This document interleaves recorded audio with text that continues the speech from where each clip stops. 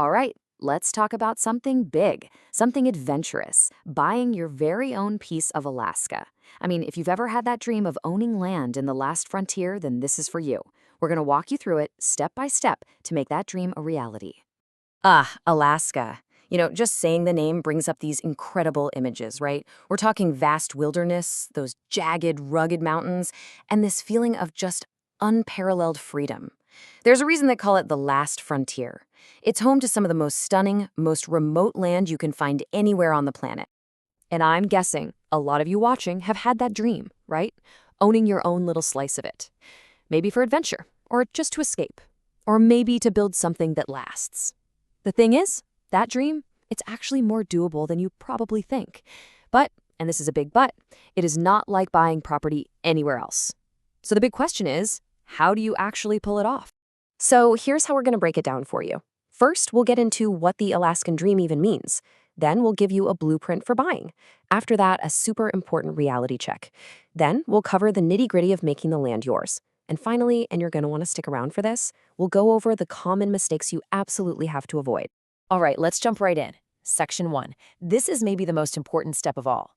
Before you even open a single real estate listing, you've got to get crystal clear on what your Alaskan dream actually looks like. It all comes down to your why. So, what's the end game? I mean, are you looking for a place to use as a base camp for hunting and fishing? Or are you picturing yourself building a cozy, off-the-grid cabin? Maybe it's just a long-term investment for you. Or maybe you just want a totally secluded spot for your family to get away from it all. Whatever your answer is, it's going to steer every single decision you make from here on out, from where you look to how much you spend. Okay, so you've got your why. Now let's move on to the blueprint. This is where we start turning that dream into a real concrete plan. We're talking about the practical stuff now, money and research. And this right here, this brings the dream down to earth. Prices can be all over the map, of course, but for a typical remote plot, say 1 to 10 acres, you're often looking at somewhere in this ballpark. But remember, and this is key, that's just the price tag for the land itself. That's not counting other costs, like getting it surveyed, closing costs, or even just the travel to go see it.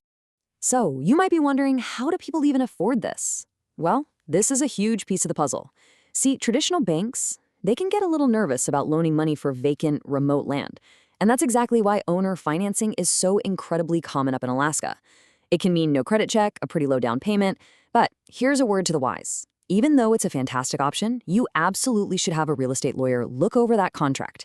You just want to make sure the terms are fair and there's nothing sneaky hidden in there. Okay, so we have the dream, we've talked budget, now it's time for a reality check. We've got to get real about the challenges that are completely unique to Alaskan land.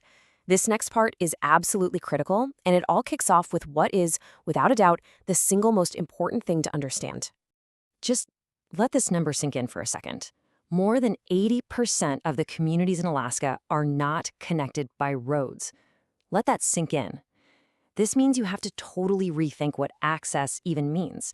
You can't just pop an address into your GPS and drive there. It just doesn't work that way. This is a fundamental truth you have to wrap your head around and plan for. And this lays it out perfectly. You've basically got two main choices. Road access, yeah, that's way more convenient, way easier if you're planning to build anything. But fly-in or bush access, needing a plane or a boat to get there, that's how you get that ultimate privacy, that total seclusion that so many people are looking for. It's a classic trade-off, convenience versus true untouched wilderness. Okay, so once you've zeroed in on a property, think of this checklist as your armor. A title search, that's to make sure the person selling it actually owns it with no strings attached. A survey?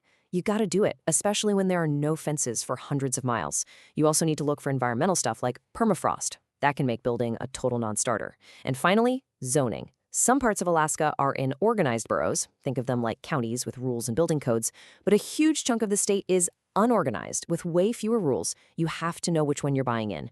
Seriously, skipping any of these is just asking for a very, very expensive disaster. All right, you've done your homework, you've checked all the boxes. Now for the really exciting part, the final steps to actually make that land yours. Let's get into the mechanics of financing and closing the deal. The process itself is actually pretty straightforward. You put in a purchase agreement, sign the important papers, transfer the money, you know the drill. And what's really cool is that you can almost always do all of this remotely. Oh, and here's a pro tip. don't just look at private sellers. The state of Alaska itself has programs where they sell land through auctions and other sales.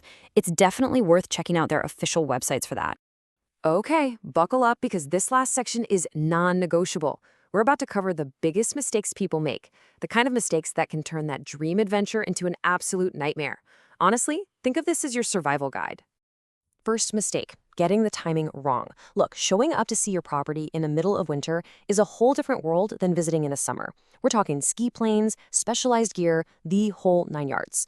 But even summer has its challenges. For instance, mosquito season hits its peak in July. And when I say intense, I mean intense. So you've got to plan your inspection trip for the right time of year.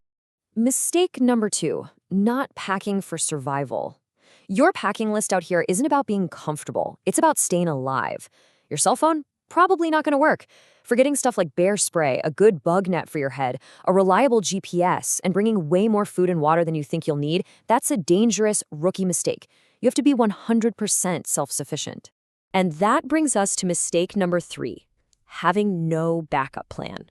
Once that bush pilot drops you off on your land, that's it. You're committed. There is no running to the store for a few things. The pilot might not be able to come back and get you right on schedule if the weather turns bad. You have to have a backup plan.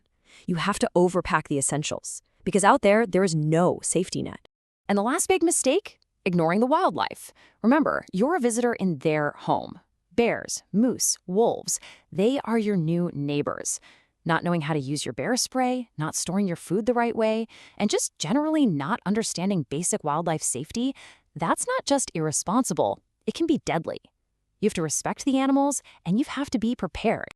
So what's the big takeaway from all this? It's pretty simple, really. Preparation is everything. Yeah, the whole process might seem a little intimidating, but it's a journey that really, really rewards patience and doing your homework.